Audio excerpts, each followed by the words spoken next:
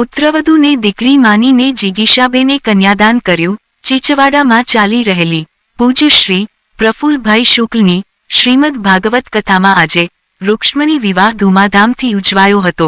સ્મિત અને નિધિ કૃષ્ણ રૂક્ષમની બન્યા હતા. ભાવનાબેન જાન લઈને આવ્યા હતા.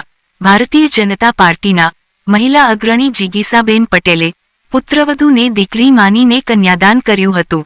સમગ્ર પંથકમાં જિગીશાબેનની સરાહના થઈ રહી છે.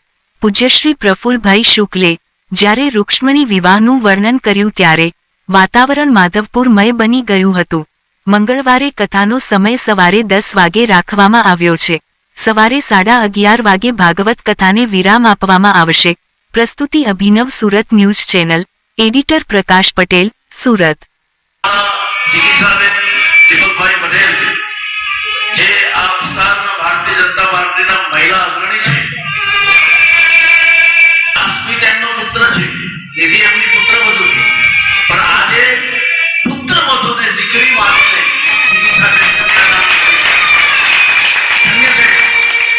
આવું દ્રશ્ય સમાજમાં બહુ ઓછું જોવા મળે.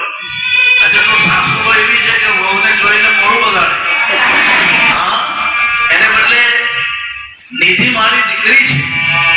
મારી એને અત્યાર સુધીની અમારી વાતચીતમાં કોઈ દિવસ વહુ એમ તો કીધી જ નથી.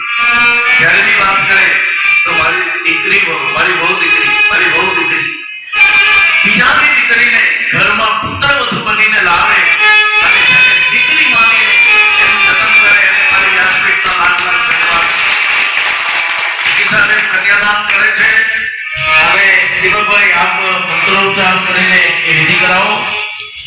દરમિયાન જેને પણ કન્યાદાન કરવું હોય એ કન્યાદાન કરી શકે છે, બોલાવી શકે